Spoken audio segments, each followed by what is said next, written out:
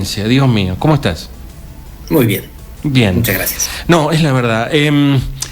Me imagino cuando uno, viste que los griegos tomaban distancia al objeto y lo miraban mejor, o sea, tomaban esa distancia para poder analizarlos. ¿Cómo ves el país desde ahí? ¿Cómo nos ves a nosotros? Y a eso agregale al feudo La Rioja. ¿Cómo la ves? Argentina está en desagregación. Es un país que se está descomponiendo.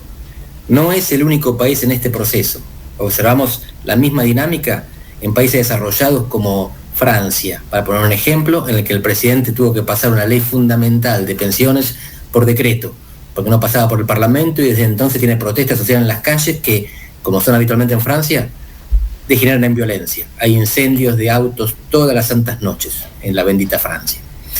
La Unión Europea en este momento está unida en una guerra contra la invasión rusa en Ucrania, pero mientras tanto Macron, el presidente francés, fue a China a hablar mal de Estados Unidos, el principal aliado sin el cual Europa no se puede defender. Y si miramos la región, lo que observamos es que Brasil está tan agrietado como nosotros o más, porque en Brasil, además de la discusión política entre Lula y Bolsonaro, hay violencia política, hay asesinatos políticos permanentes, semanales, sobre activistas, sobre periodistas. Ni hablar de Venezuela, que es un país perdido, que ya no tiene destino. 7 millones de venezolanos dejaron el país en la última década.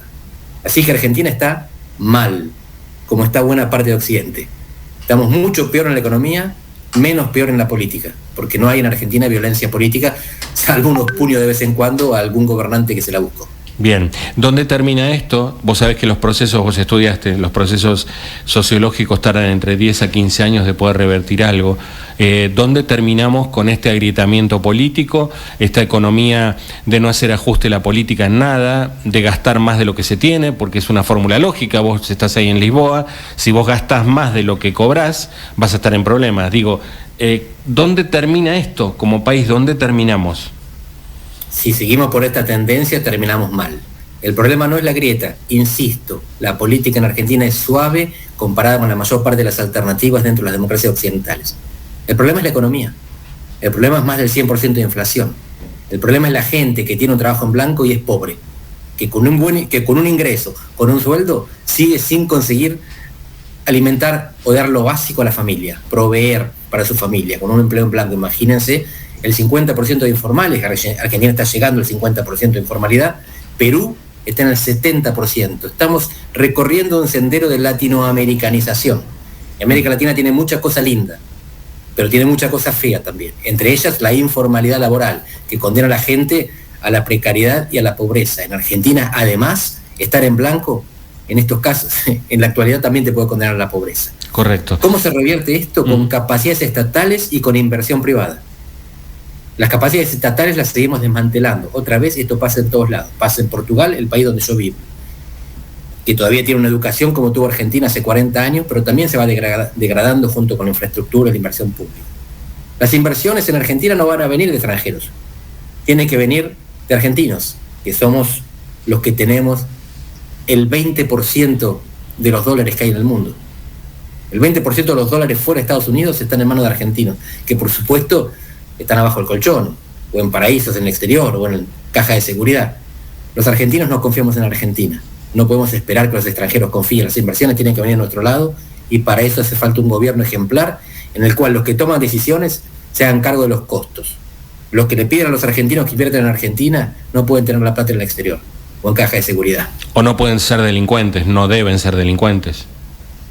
Eso es más difícil de medir, pero que tienen plata en el exterior o caja de seguridad lo sabemos, porque la foto de los 5 millones de dólares de Florencia Kirchner, o el ministro de Economía del gobierno anterior, que tenía las inversiones afuera, la plata afuera, lo sabemos. ¿Por qué los argentinos vamos a dejar la plata en Argentina si los gobernantes la tienen afuera? Está claro. ¿La educación es la llave de todo o es una de las llaves? La educación es fundamental. Sin educación no hay desarrollo. Pero además de la educación hace falta otras cositas, como por ejemplo crecimiento económico. Y hay países que pueden tener buena educación y estancamiento económico, o algún crecimiento económico sin educación en el corto plazo. A largo plazo la economía actual es la economía del conocimiento, así que sin formar cerebros no vamos a tener riqueza.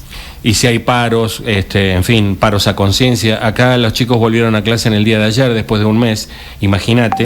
Y si no tenés la provincia de Buenos Aires, que ahora no hace paros por razones políticas, etcétera, etcétera. Pero digo, sin educación es muy difícil y sin honestidad también es muy difícil. Y sin justicia, sí, ¿no? El problema no es tanto la corrupción como la impunidad. Hay corrupción en todos lados. Bettino Craxi, primer ministro de Italia, sí, murió exiliado en el exterior. Helmut Kohl, el canciller alemán, tuvo que devolver 2 millones de euros que había usado para la campaña. Sarkozy, expresidente francés, fue preso. Pero justamente tuvieron que exiliarse, devolver la plata o fueron presos. Hubo corrupción, pero no impunidad. En Argentina el problema es que los corruptos quedan impunes. Y esto es la señal incorrecta que le damos al ciudadano común.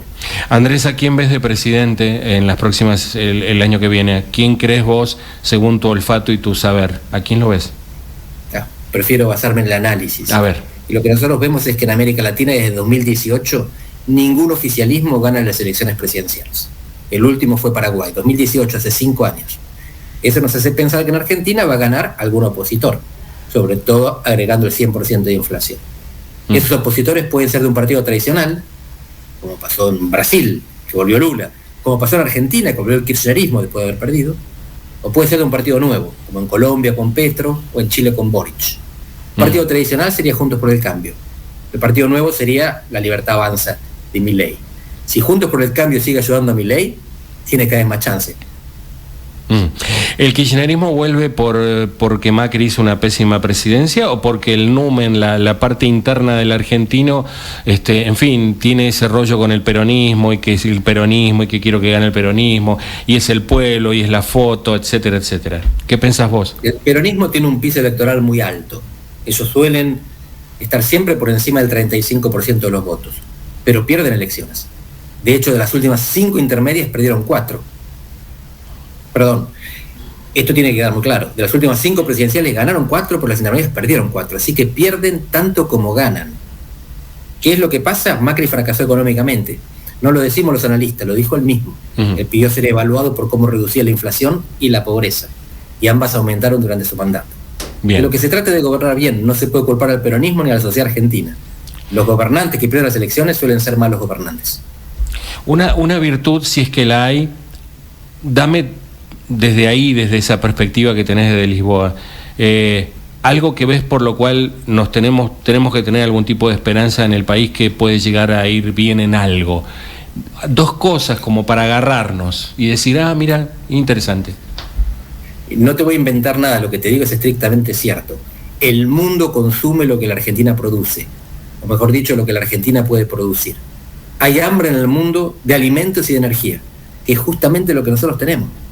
Alimentos en la forma que le querramos dar, de soja, carne, lo sabemos desde siempre, incluso frutas y productos gourmet.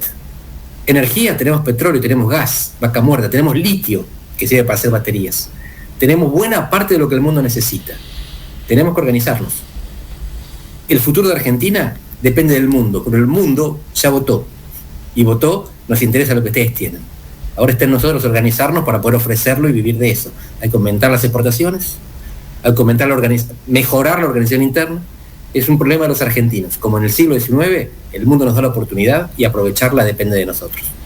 Andrés, es un placer escucharte desde Lisboa, desde Portugal. Un placer. Siempre que das, nos da mucho gusto porque sabés de lo que hablas.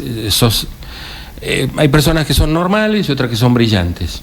No, Daniel, bueno, si querés miento, me pongo... No, en absoluto. No, decimos las cosas como son.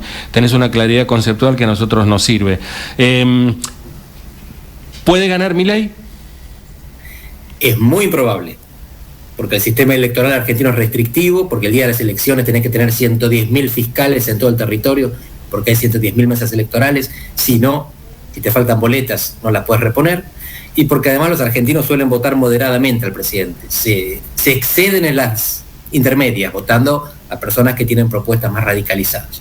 Pero para presidente votan por el centro. ¿Puede ganar Milei? ¿O puede ganar los partidos principales? El Frente de Todos y Juntos por el Cambio, que están haciendo lo imposible para perder las elecciones.